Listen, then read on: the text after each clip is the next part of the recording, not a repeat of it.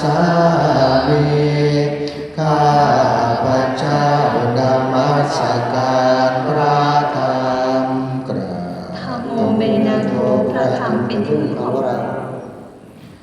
สุปฏิปันโนภะคะวะโตสาวกสังโฆทรงสาวกของพระผู้มีพระภาคเจ้าปฏิบัติดีแล้วสังฆังนามามิข้าพระเจ้านอบน้อมพระสงฆ์กราบสัมโฆเมนะโถพระสงฆ์เป็นที่พึ่งของเราหันธรรมยังพุทธัสสะภะคะวะโตบุพพาคณมะการังกโรมาสินะโมตัสสะภะคะวะโตขอนอบน้อมแด่พระผู้มีพระภาคเจ้าพระองค์นั้นอะระหะโตซึ่งเป็นผู้ไกลจากกิเลสสัมมาสัมพุทธัสสะตรัสรู้ชอบได้โดยพระองค์เองนะโมตัสสะภะคะวะโตขอนอบน้อมแด่พระผู้มีพระภาคเจ้าพระองค์นั้นอะระหะโตซึ่งเป็นผู้ไกลจากกิเลสสัมมาสัมพุทธัสสะตรัสรู้ชอบได้โดยพระองค์เองนะโมตัสสะภะคะวะโตขอนอบน้อมแด่พระผู้มีพระภาคเจ้าพระองค์นั้นอะระหะโตซึ่งเป็นผู้ไกลจากกิเลสสัมมาสัมพุทธัสสะตรัสรู้ชอบได้โดยพระองค์เองนั้นธรรมยังพุทธานุสตินยังกโรมาเสโอปานะภะคะวันตังเอวังกัลยาโนกิติสัทโธอะภุคโตก็กิติศักดิ์อันงามของพระผู้มีพระภาคเจ้านั้นได้ฟุ้งไปแล้วอย่างนี้ว่าอิติปิโสภะคะวาเพราะอีกอย่างนี้อย่างนี้พระผู้มีพระภาคเจ้านั้นอะระหังเป็นผู้ไกลจากกิเลสสัมมาสัมพุทโธเป็นผู้ตรัสรู้ชอบได้โดยพระองค์เองวิชาจารณสัมปันโนเป็นผู้ถึงพร้อมด้วยวิชาและจารณะสุขโตเป็นผู้ไปแล้วด้วยดีโลกวิทูเป็นผู้รู้โลกอย่างแจ่มแจ้งอนุตตรปุริสธรรมสารถีเป็นผู้สามารถฝึกบุรุษที่สมควรฝึกได้อย่างไม่มีใครยิ่งกว่าสัทธาเทวมนุษย์สานังเป็นครูผู้สอนของเทวดาและมนุษย์ทั้งหลายผู้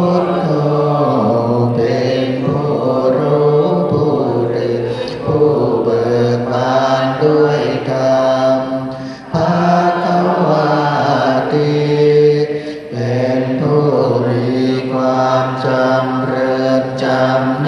กคำสั่งสอนสัตว์ดังนี้ธรรมยังพุทธาภิกิติงกโรมาเสพุทธวาพระหันตวรตาทิคุณาภิยุตโตพระพุทธเจ้าประกอบด้วยคุณมีความประเสริฐแห่งอรหันตคุณเป็นต้นสุทธาภิญาณกรุณาหิสมาทัตโตมีพระองค์อันประกอบด้วยพระญาณและพระกรุณาอันบริสุทธิ์โอเตสิโยสุชนะตังกัมมรังวสุโรพระองค์ได้ทรงกระทำชนที่ดีให้เบิกบานดุจอาทิตย์ทำบัวให้บานวันธามหังตมรณังศิรสาชิเนตังข้าพระเจ้าไหว้พระชินสีห์ผู้ไม่มีกิเลสพระองค์นั้นด้วยเสียงกล่าวพุทโธโยสัพพปานินังสรณังเขมมุตตมังพระพุทธเจ้าพระองค์ใด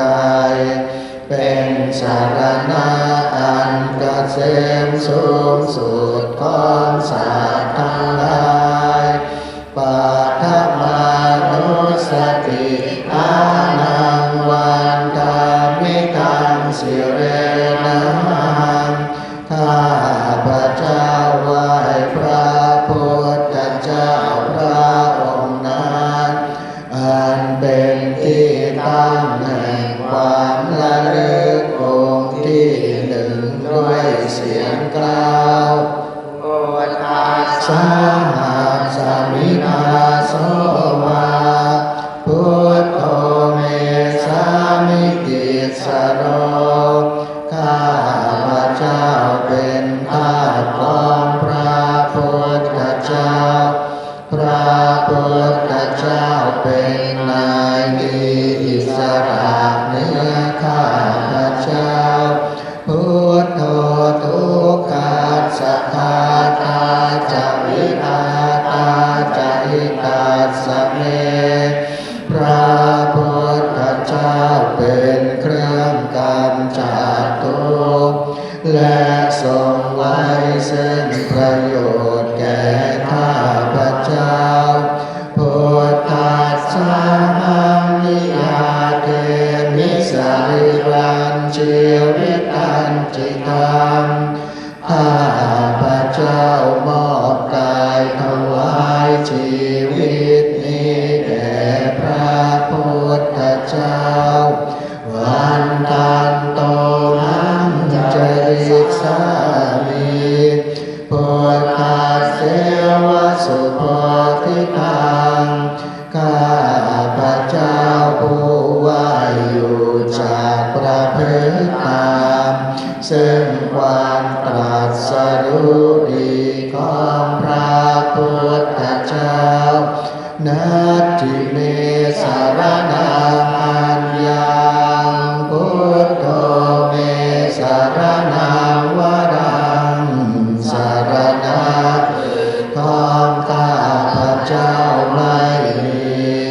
พระพุทธเจ้าเป็นสารณะอันประเสริฐของข้าพระเจ้าเอเตนะสัจวัชเชนะวัฏยังสัตตุสาสเนด้วยการกล่าวคำสัตย์นี้ข้าพระเจ้าพึงเจริญในพระศาสนาของพระศาสดาพุทธังเนวังธรรมาเนนะยังปุญญา ยังปัสสุตังอิทัปข้าพระเจ้าผู้ว่าอยู่ซึ่งพระพุทธเจ้าได้คนควายคนใดในแบบนี้สัพเพปิอันตรายาเนมาเหสุงตัสสะเตชัสสะอันตรายทั้งปวงอย่าได้มีแก่ข้าพระเจ้าด้วยเดชแห่งบุญนั้นกายนวาจาวาเจตสวาด้วยกายก็ดีด้วยวาจาก็ดีด้วยใจก็ดีพุทเทอุตมังปะกะตังมยายังกรรมหน้าที่เพียงอันใดที่ข้าพระเจ้ากระทำแล้วในพระพุทธเจ้าพุทโธปริหานะตุอาชยังตังขอพระพุทธเจ้าจงโมซึ่งโทษล่วงเกินนั้นเราได้สังวริตุวะพุทเทเพื่อการสำรวมระวังในพระพุทธเจ้าในการต่อไปหันธรรมยังธรรมานุสตินยังกโรมาเสสวากขาโตภะคะวะตาธัมโมพระธรรมเป็นสิ่งที่พระผู้มีพระภาคเจ้าได้ตรัสไว้ดีแล้วสันทิติโกเป็นสิ่งที่ผู้ศึกษาและปฏิบัติพึงเห็นได้ด้วยตนเองอาตาลิโกเป็นสิ่งที่ปฏิบัติได้และให้ผลได้ไม่จำกัดการเอหิปัสสิโกเป็นสิ่งที่ควรกล่าวกับผู้อื่นว่าท่านจงมารู้เถิดโอปนัญิโกเป็นสิ่งที่ควรน้อมเข้ามาใส่ตัวปัจจัตตังเวทิตาโพวิญโยนิติเป็นสิ่งที่ผู้รู้ก็รู้ได้เฉพาะตนดังนี้ธรรมยังธรรมาภิคิติงกโรมาเสสวา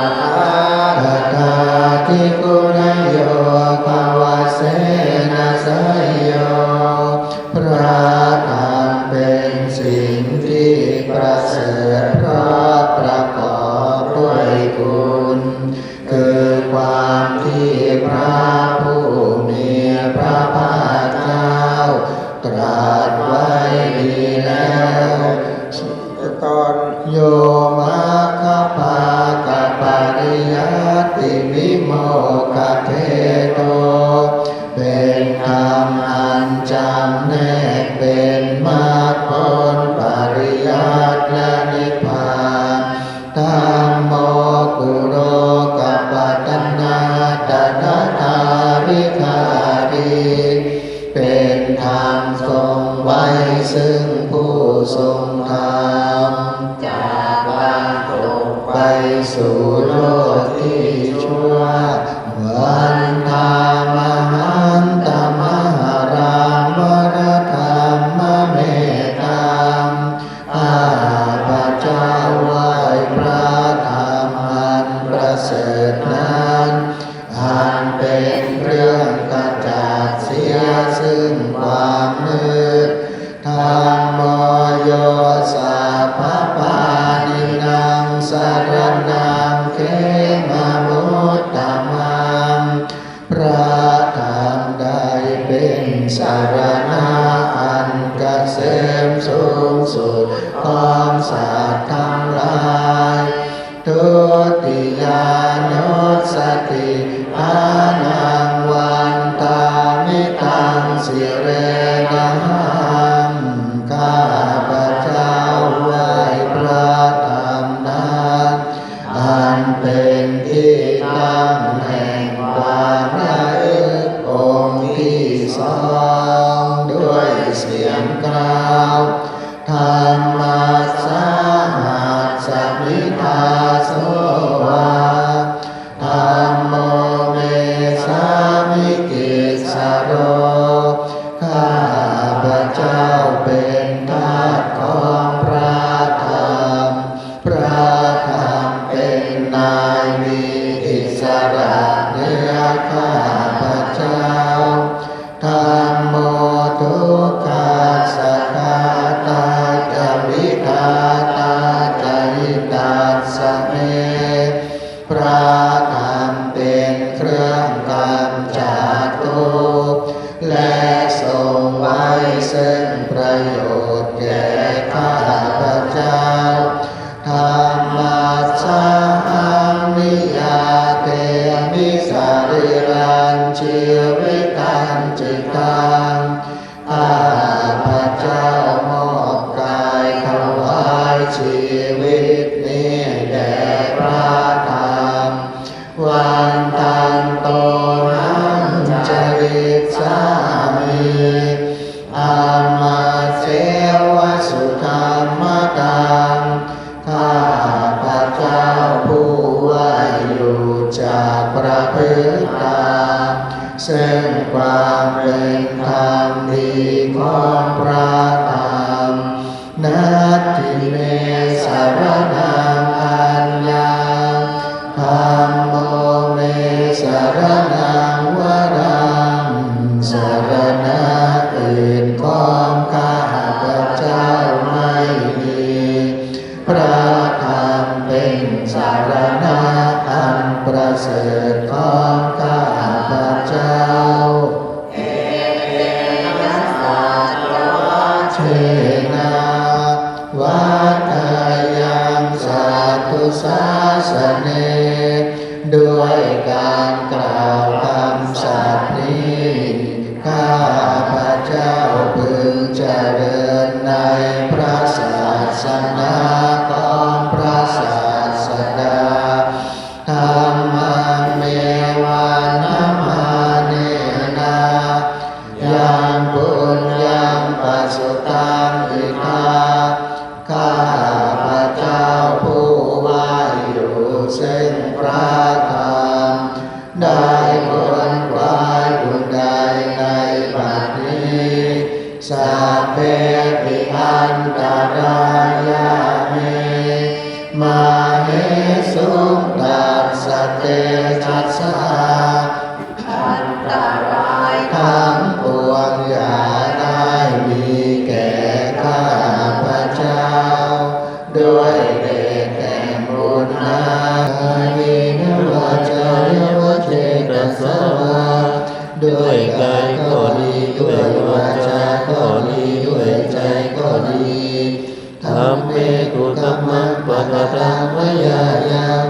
ทำหน้าที่เดียวกันใดที่ข้าพเจ้ากระทำแล้วในพระธรรมธัมโมปฏิกานัตโตอัจฉริตังขอพระธรรมจงงดซึ่งโทษล่วงเกินอันนั้นกาลันตะเรสังวริตุงวะธรรมเม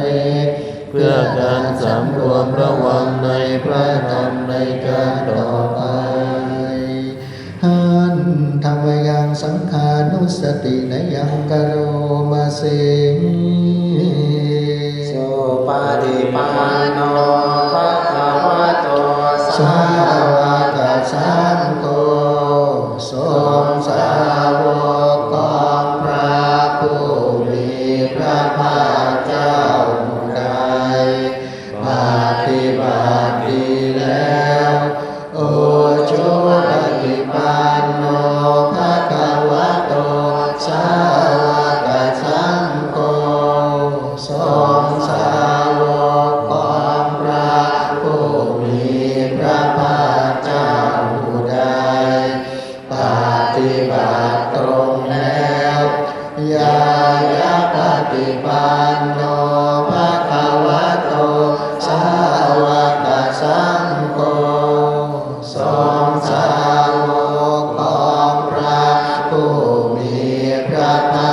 เจ้าผู้ใดปฏิบัติเพื่อรู้ธรรมเป็นเครื่องออกจากทุกข์แล้วสามีจิปฏิปันโนภะคะวะโตสาวกสังโฆ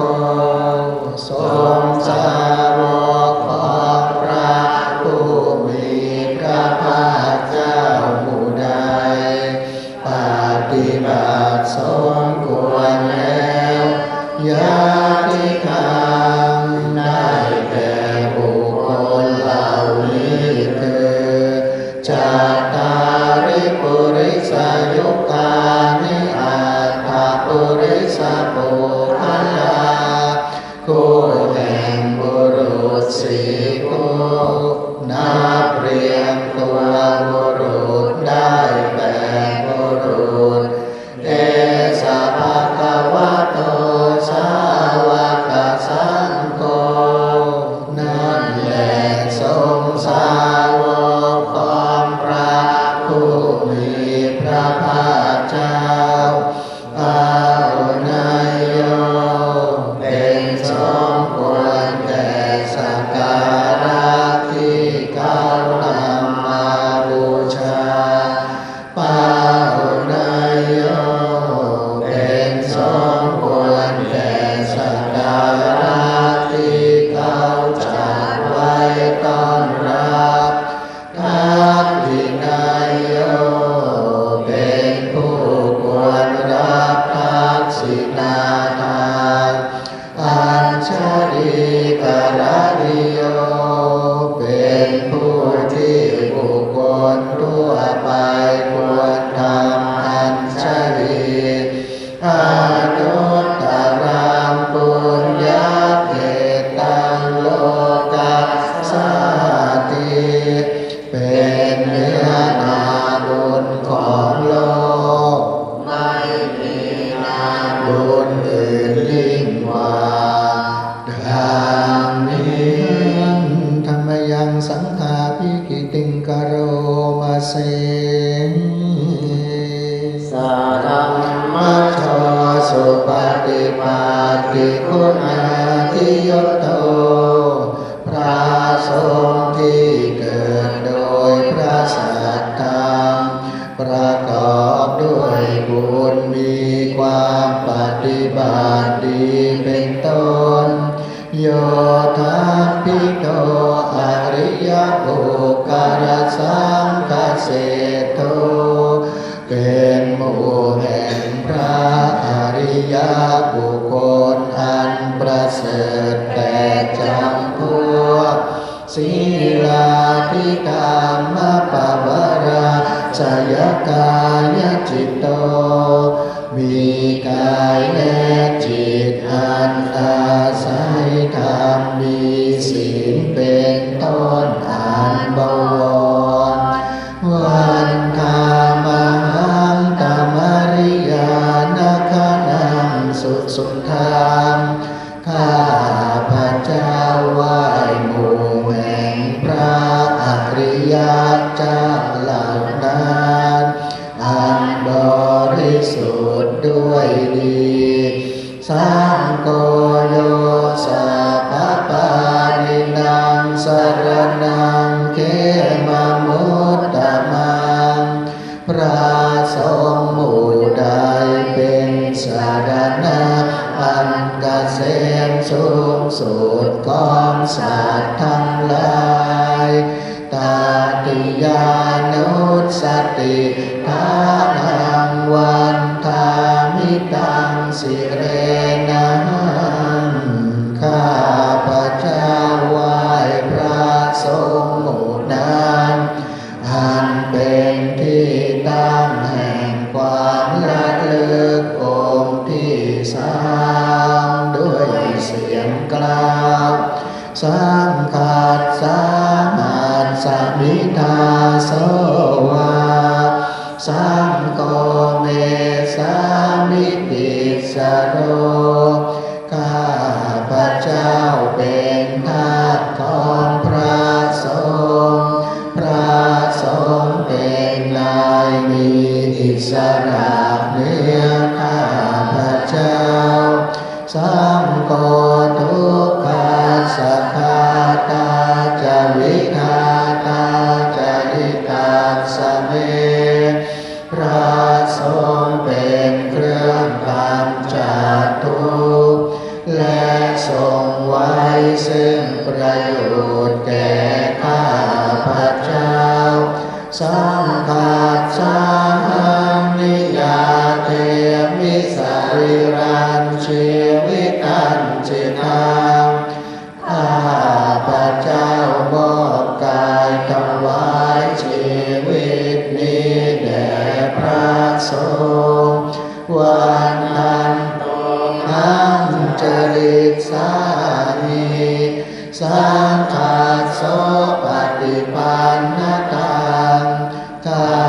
พเจ้าผู้ว่าอยู่จากประพฤติตามซึ่งความปฏิบัติดีของพระสงฆ์นัตถิเมสรณังอัญญังสังโฆเมสรณังวรังสรณะ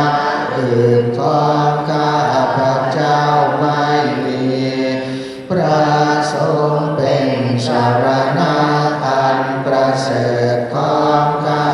พเจ้าเอเตนะสัจวัชเชนะวัตตยังสัตตุสาสเนด้วยการกล่าวคำสัตย์นี้ข้าพเจ้าพึงเจริญในพระศาสนาของพระศาสดาสังฆังเมวันธรรมาเนนะยังบุญยังปัสสุตังวิทาข้าพเจ้าผู้ว่าอยู่ซึ่งพระสงฆ์ได้คนควายบุญใดในบัดนี้สัพเพปิอันตรายาเมมาเหสุตัสสะเตชัสสะอันตรายทั้งปวงอย่าได้มีแก่ข้าพเจ้าด้วยเดชแห่งบุญนั้น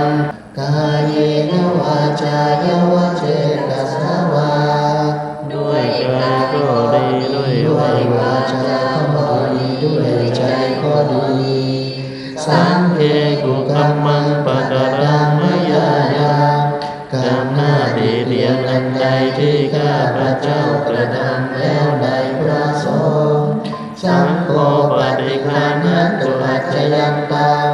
ขอพระสงฆ์จงงดซึ่งโทษล่วงเกินอันนั้นกาลันตะเรสังวริตุงวสังเกตเพื่อการสำรวมระวังในพระสงฆ์ในการต่อไปหันธรรมยังอติกปัจเจเวคณปะทังพนามาสิอาชามายาปัจเจเวทิกาวายังจีวรังปริพุทธังจีวรใดอันเรานุ่งห่มแล้วไม่ทันพิจารณาในวันนี้ตังยาวาเทวาสิตาสาปฏิฆาตายาจีวรนั้นเรานุ่งห่มแล้วเพียงเพื่อบำบัดความหนาวอุณนัสสะปฏิฆาตายาเพื่อบำบัดความร้อนดังสมากัสสวาตาสัพพะสิริสัพพะสัมปัสสะนังปฏิฆาตายาเพื่อบำบัดสัมผัสอันเกิดจากเรื่องยุงลมแดดและสัตว์เลื้อยคลานทั้งหลายยาวะเทวาหิริโกปินาปฏิชาตนาทานและเพียงเพื่อปกปิดอวัยว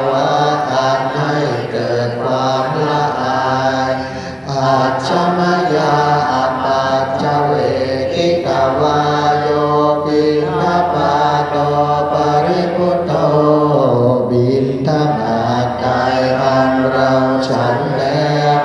ไม่ทันพิจารณาในวันนี้โสเรวัตวายา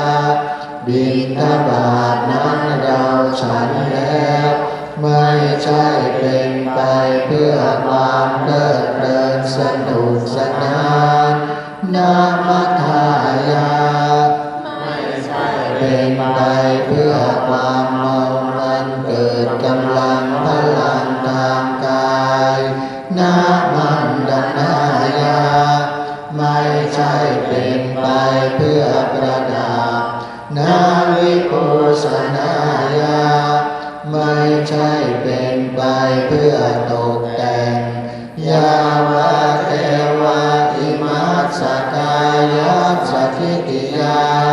แต่ให้เป็นไปเพียงเพื่อความตั้งอยู่ได้แห่งกายนี้ยาปนายาเพื่อความเป็นไปได้ของอัตภาพวิสุปรติยาเพื่อความสิ้นไปแห่งความลำบากทางกายพระมัจจริยานุภามายาเพื่ออนุเคราะห์แก่การประพฤติพรหมจรรย์อิติปุรานันจะเวทนังปฏิมังคามิด้วยการทำอย่างนี้เราย่อมระงับเสียได้ซึ่งทุกขเวทนาเก่าคือความหิวนาวันจะเวทนานาอุปาเทสามิและไม่ทำทุกขเวทนาใหม่ให้เกิดขึ้นยาตราชเมภวิสติอนวัชตาจะพาสวิหารจาติมาหนึ่งความเป็นไปโดยสะดวกแห่งอัตภาพนี้ด้วยความเป็นผู้หาโทษไม่ได้ด้วยและความเป็นอยู่โดยพาสุขด้วยจากนี้แก่เราดังนี้อาจมยาปัจจเวทิตวายังเสนาสนังปริพุตังเสนาสนะอันเราใช้สอยแล้วไม่กันพิจารณาในวันนี้ตัญญาวะเทวาสิตัสสะปฏิฆาตายาเสนาสนะนั้นเราใช้สอยแล้วเพียงเพื่อบำบัดความหนาวโอนัสสะปฏิฆาตายาเพื่อบำบัดความร้อน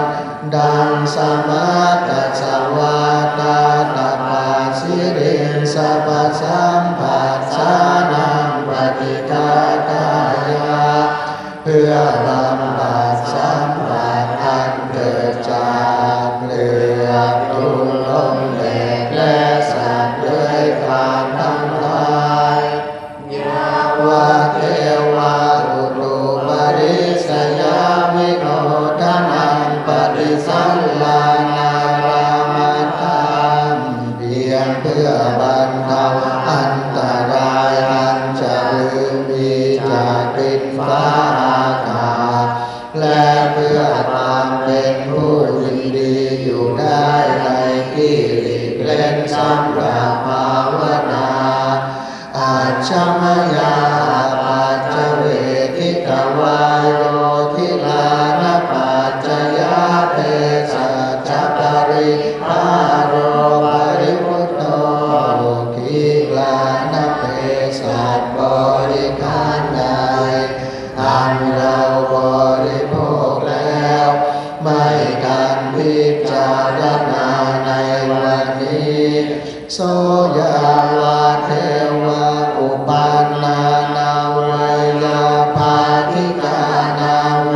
ทนานังปฏิฆาตายากิลานเพสัตบริขาร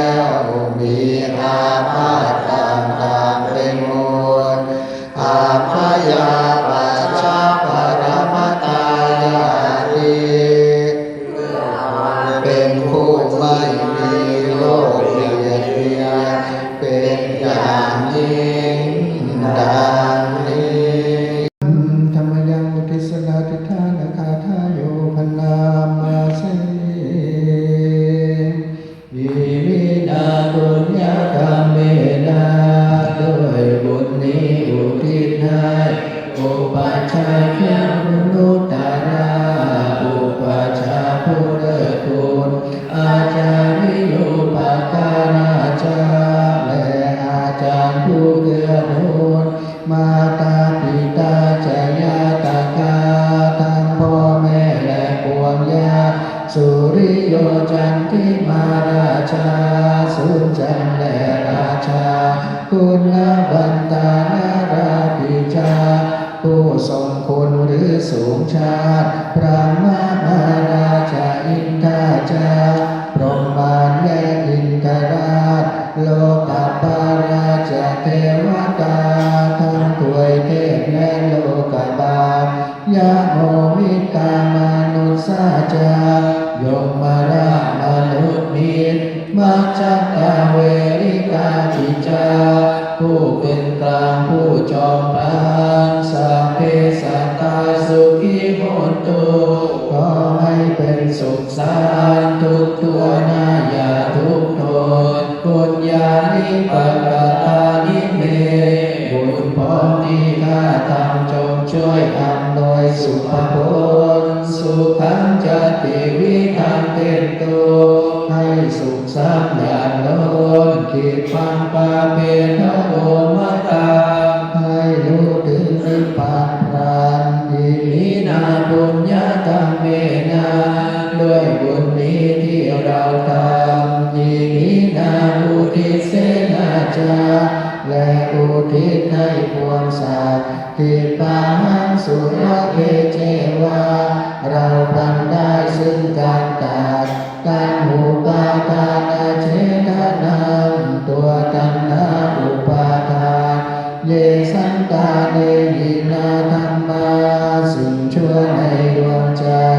ยาวานิพพานโตมามังกว่าเราจะถึงนิพพานนาสันตุสัพพทาเยวามาได้สิ้นจากสันดานยัตถาชาโตภะเวภะเวทุกภพที่เราเกิดอุชุจิตตังสติปัญญามีจิตตรงและสติทั้งปัญญาอันประเสริฐสันเลโกวิริยังยินาพร้อมทั้งความเพียรเลิศเป็นเครื่องปูจิเลสหายมาลาระพันตุโนกาสังโอกาสอย่าพึงมีแก่หมู่มารสิ้นทั้งหลายกาตุนจากวิริเยสุเมเป็นความประทุษร้ายทำลายล้างความเพียรชมพุทธาธิปัญญาโลนาโทพระพุทธผู้บวรนาถนาโทปัจเจกพุทโธจารมงพระธรรมที่พึงอุดมนาโทปัจเจกพุทโธจาพระปัจเจกพุทธสงฆ์สังโฆนาโตตารมมังโตพระสงฆ์ที่พึงไผ่ยเตโสตมานุภาเวนะด้วยอานุภาพนั้นมาโลกาสังฆปันตุมาขอหมู่มารอย่าได้ชอบตัสสะปุญญานุภาเวนะด้วยเดชบุญทั้งสิบพร้อม